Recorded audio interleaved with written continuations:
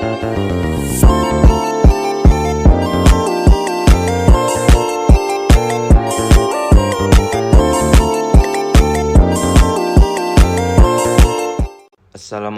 warahmatullahi wabarakatuh. Perkenalkan, nama saya Sandika Ilham Muhammad. Saya dari Prodi Manajemen Keuangan Negara. Nah, jadi di sini kita akan membahas materi pertemuan ke-7, yaitu barisan dan deret. Ini ada outline-nya atau materi-materi yang akan dibahas, mulai dari konsep barisan dan deret aritmatika dan deret geometri, bunga sederhana dan majemuk, nilai masa datang dan nilai sekarang, perpetuitas, dan yang terakhir penerapannya. Oke, tampaknya kita langsung saja ke yang pertama, yaitu definisi terlebih dahulu. Nah, jadi ada yang namanya barisan, ada yang namanya deret, dan dua hal ini merupakan dua hal yang berbeda gitu ya. Kalau barisan adalah susunan bilangan yang dibentuk menurut suatu urutan atau pola tertentu. Jadi ini tuh angka-angka yang disusun, tapi dia punya pola-pola. Contohnya yang pertama ini yaitu 1, 3, 5, 7, 9. Polanya bagaimana? Ya, pola tambah-tambah 2 nih. Atau yang kedua ini 2, 6, 18, 54, 162. Ini polanya kali 3. Oke, jadi dia itu ada pola tertentu yang dia tetap polanya. Kemudian kalau deret atau series adalah jumlah dari bilangan dalam suatu barisan tertentu. Jadi deret ini merupakan jumlahnya tadi teman-teman. Kita jumlahin barisan tadi. Jadi itu bedanya antara barisan dan deret. Nah, di sini ada macam-macam lagi deret. Deret dilihat dari jumlah suku, ada deret berhingga, ada deret tak terhingga. Jadi deret berhingga ini artinya dia ada angka akhir ya. Misalkan 1 tambah 3 tambah 5 tambah 7 tambah 9 tambah 11. Artinya dia hanya menjumlahkan sampai 11 ini. Tapi kalau dia deret tak terhingga, dia tuh 1 tambah 3 tambah 5 tambah 7 tambah titik-titik sampai tidak terhingga. Jadi itu bedanya ya. Kemudian yang kedua, deret dilihat dari segi pola perubahan bilangan pada suku. Ada deret hitung, ada deret ukur, ada deret harmoni. Oke. Next, di sini tadi jenis deret tadi yang sudah saya tunjukkan. Deret terhingga adalah deret dengan jumlah bilangan dalam barisan yang terbatas atau tertentu. Nah, ini tadi contohnya sampai 11 saja. Jadi hanya sampai angka tertentu. Kalau dia deret tak hingga, jumlah bilangan dalam barisannya tidak terbatas. Jadi dia tuh di titik-titik ini menandakan tidak tahu angka ujungnya berapa. Jadi sampai tidak terhingga. Oke. Di sini ada jenis deret tak hingga. Yang pertama adalah divergen dan konvergen. Saat kita menjumlahkan deret tak hingga, hasilnya akan ada dua macam, konvergen ke nilai tertentu dan divergen ke nilai tak hingga atau tak terdefinisi. Deret yang konvergen ini mempunyai ciri tertentu ya teman-teman. Yang pertama merupakan deret geometri, artinya hasil bagi atau rasio bilangan dengan bilangan sebelumnya selalu tetap. Sudah jelas ya. Kemudian yang kedua, R-nya itu di antara 0 dan 1. Nah, jadi ini tadi contoh dari deret konvergen. Sementara deret divergen ini adalah deret yang tidak terhingga dengan rasionya tidak sama dengan ini. Jadi kalau konvergen tadi, rasionya itu di antara 0 sampai 1. Sedangkan deret divergen kan tidak kan. Ini berapa? Ini rasionya adalah 2 ya. Nanti ada U2 per U1 berarti rasionya 2. Tidak memenuhi dari syarat deret konvergen. Sementara kalau yang ini kan deret konvergen, rasionya berapa ini teman-teman? 2 per 4 sama dengan 1 per 2. Oke, jadi itu bedanya ya antara divergen dan konvergen. Bisa dilihat dari rasionya. Nah, kita masuk ke materi yang barisan dan deret aritmatika. Definisinya, suatu barisan dan deret aritmatika mempunyai ciri beda dua suku yang berurutan selalu konstan. Nah, jadi aritmatika ini hubungannya itu ke penjumlahan dan pengurangan ya biasanya ya. Jadi di sini contohnya 1, 4, 7, 10, 13, 16, 19. Jadi ini tuh polanya tambah-tambah 3. Atau bisa juga tadi misalkan 2, 4, 6, 8, 10, 12. Nah, ini tambah-tambah 2. Atau misalkan 12, 10, 8, 6, 4. Ini berarti kurang 2, kurang 2, kurang 2, begitu sampai seterusnya. Jadi itu aritmetika. Dalam barisan dan deret aritmetika, urutan bilangannya biasa disebut dengan suku atau U. Suku ke N biasanya ditulis UN. Suku pertama atau U1 biasa disimbolkan A. Nah, jadi teman-teman maksudnya itu begini ya. Misalkan tadi kita mempunyai barisan 1, 3, 5, 7, 9, 11. Yang pertama dia suku katanya. Jadi angka pertama ini disebut dengan suku ke-1. Yang kedua kita sebut dengan suku kedua. 5 kita sebut dengan suku ketiga. 7-nya suku keempat. Begitu seterusnya. Sampai suku ke N-nya. Oke. Kemudian dari sini tadi. Dari 1, 3, 5, 7, 9, 11. Ini kan ada bedanya nih. Tambah 2, tambah 2, tambah 2. Nah, tambah 2-nya ini disebut dengan beda. Disimbolkan B. Dan yang satu lagi tadi. U1 ini biasa disimbolkan dengan A. Oke, jadi kalau kita buat lagi misalkan 2, 4, 6, 8, 10, 12. Maka U1 itu sama dengan A. U1 yang mana? Yaitu suku pertama. Suku pertama yang mana? Yaitu angka pertamanya yang ini. 2.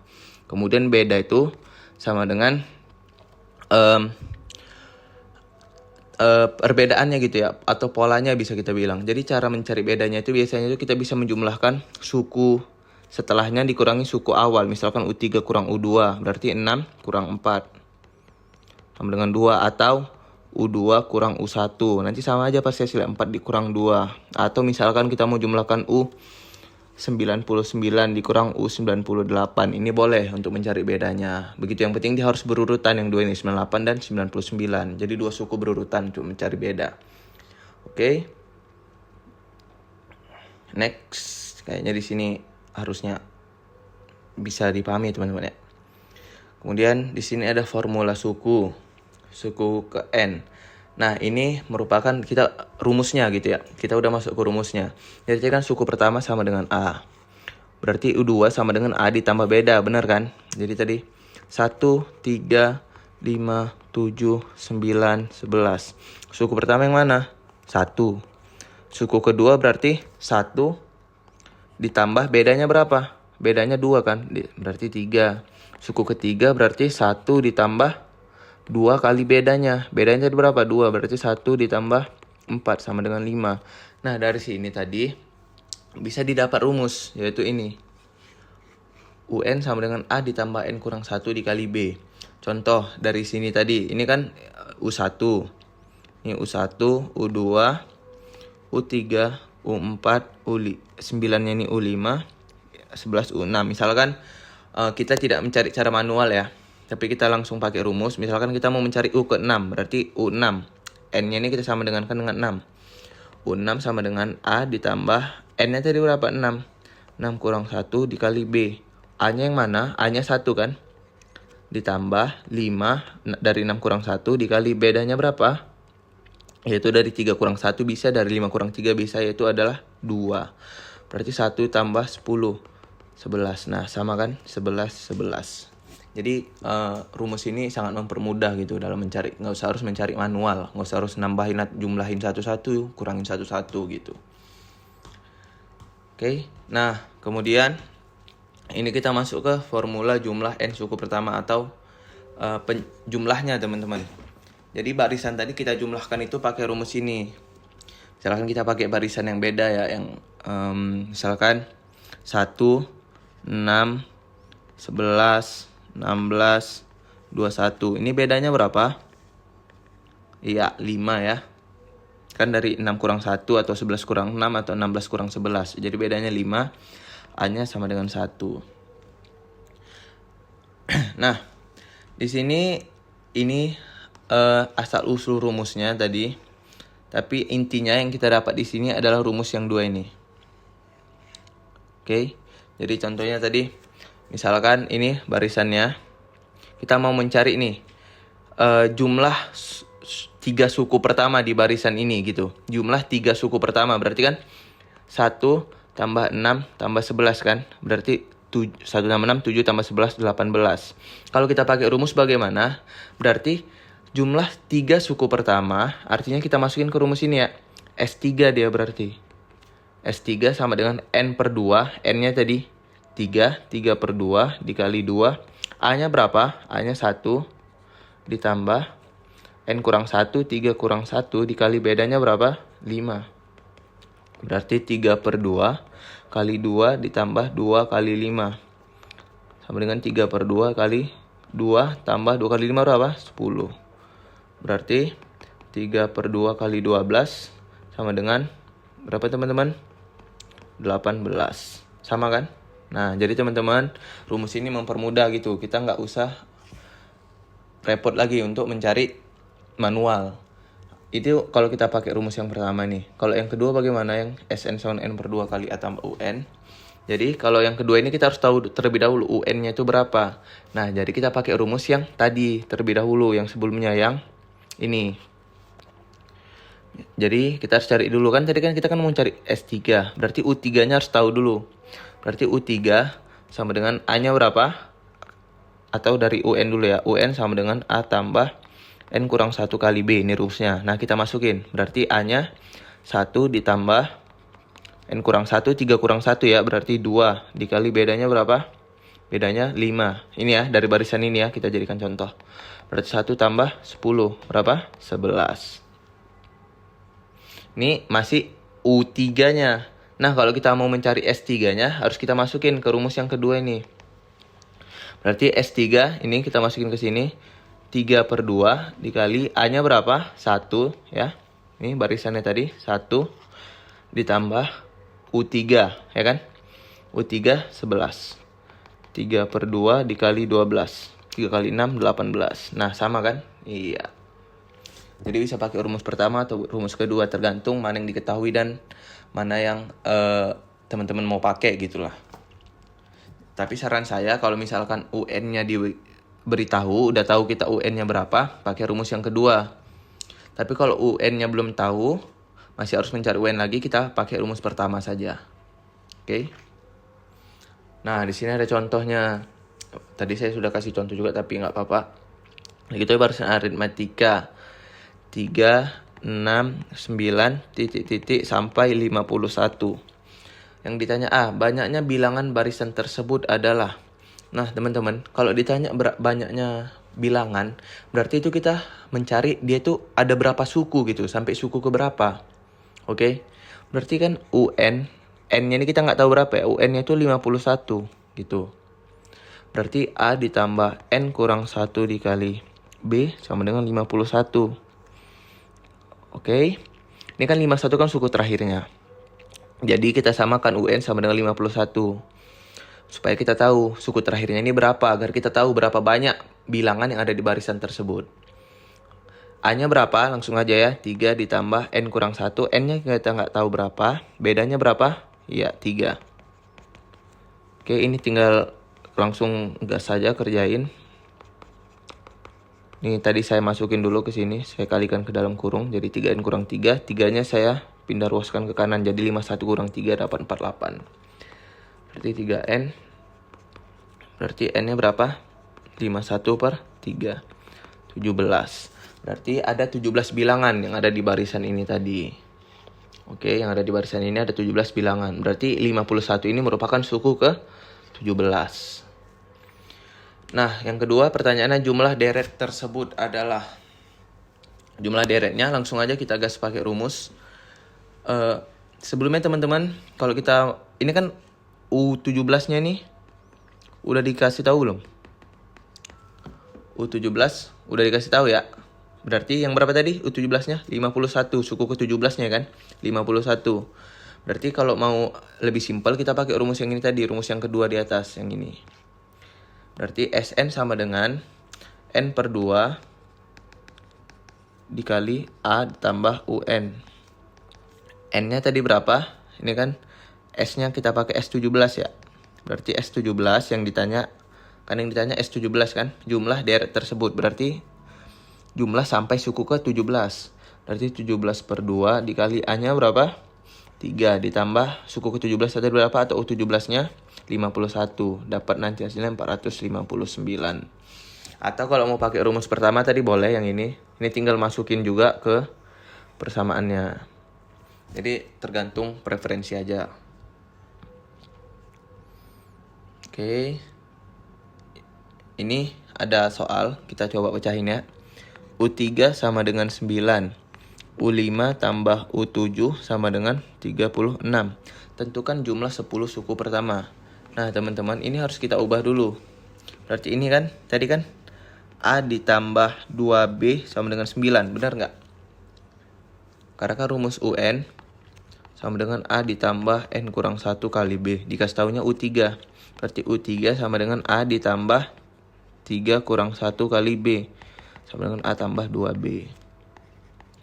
Oke, jadi bisa kita buat U3 sama dengan 9, A tambah 2B sama dengan 9. Yang ini juga, berarti kalau U5, A tambah 4B kan. Ditambah U7 apa? Berarti A tambah 6B sama dengan 36. Berarti A tambah A, 2A ditambah 10B sama dengan 36. Kita bagi 2 semua, jadi A tambah 5B, 18. Jadi ini kita dapat 2 persamaan nih. A tambah 5B sama dengan 18 sama A tambah 2B sama dengan 9. Udah kita eliminasi aja dua-duanya. Sama A tambah 5B sama dengan 18. Kita kurangin. Min 3B sama dengan min 9. Maka B sama dengan 3. Ketika B sama dengan 3, kita masukin ke persamaan ini aja yang pertama ya. Boleh mau pakai persamaan 2 juga boleh. Berarti A tambah 2 kali 3 sama dengan 9. Maka A sama dengan 9 kurang 6. 3. Dapat sudah jawabannya. Oke. Nggak ada masalah ya. Kita lanjut ke barisan dan deret geometri. Nah, berbeda dengan barisan aritmetika tadi yang biasanya penjumlahan sama pengurangan, kalau geometri ini dia tuh pembagian dan perkalian gitu ya teman-teman. Contohnya ini 2, 4, 8, 16, 32, 64. Nah, ini kan kali-kali 2 gitu. Kali 2, kali 2, kali 2. Nah, di sini juga di PPT-nya, suatu barisan dan deret geometri mempunyai ciri perbandingan atau rasio dua suku yang berurutan selalu konstan. Maksudnya gimana? Gini, maaf. Nah, rasio dua suku berurutan selalu konstan. Dua suku berurutan yang mana? Yang ini ya, 2 sama 4, atau 4 sama 8, 8 sama 16, 16 sama 32. Artinya dia tuh selalu konstan itu perkalian ini sama tadi. Nih, sama kan? Dia konstan, sama-sama dikali 2 semua. Antara dua suku berurutan, dikali 2, dikali 2, dikali 2. Oke, atau teman-teman untuk ngecek apakah dia geometri, teman-teman bisa nyari rasionya dulu. Misalkan rasionya kan, kalau tadi mencari di aritmetika kan bedanya tadi apa? Sama dengan U2 kurang U1.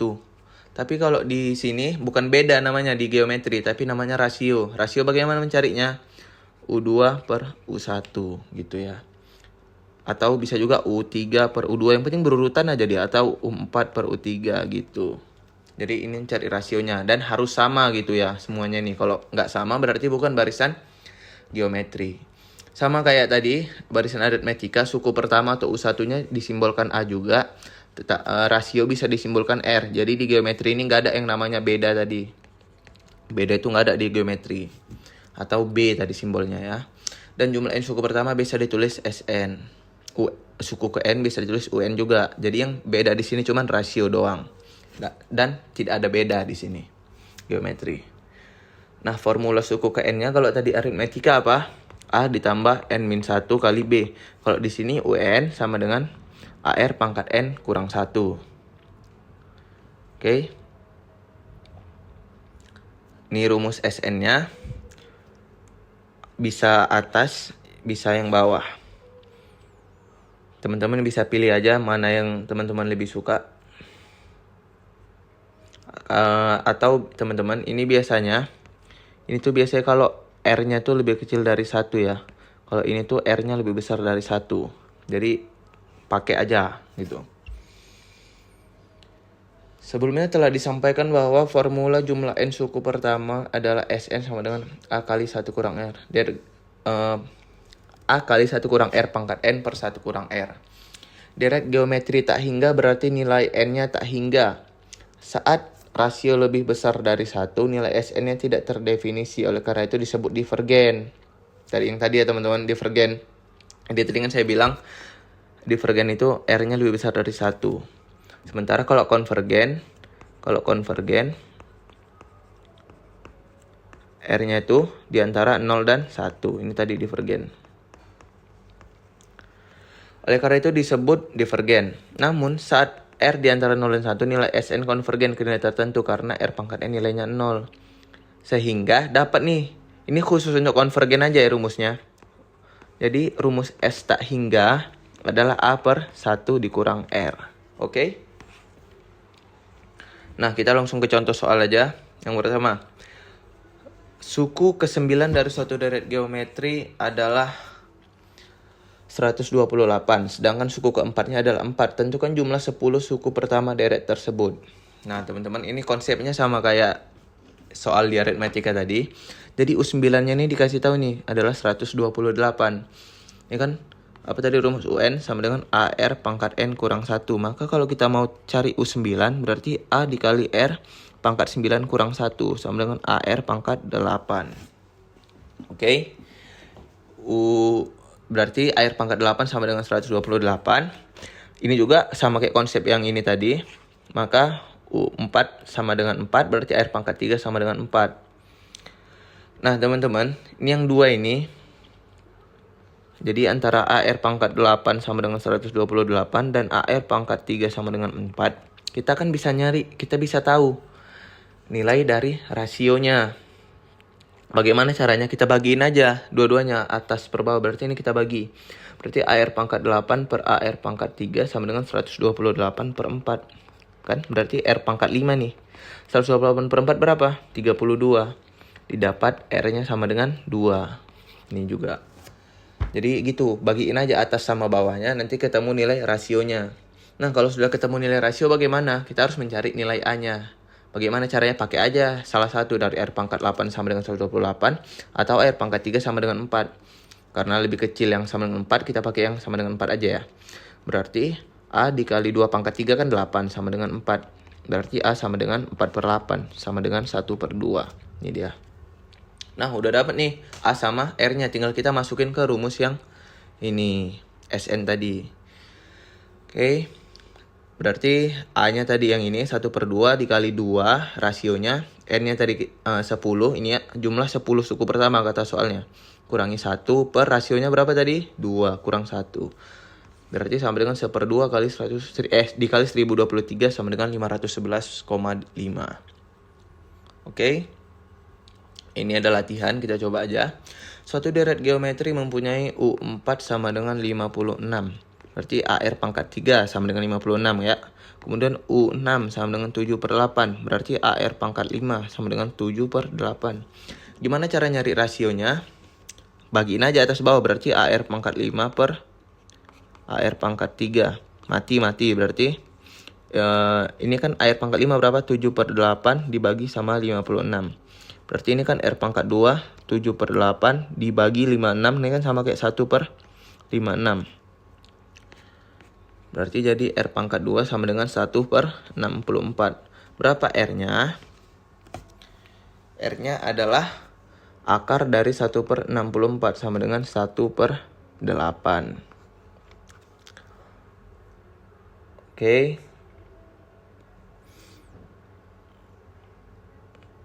Maka gimana rumus S tak hingga?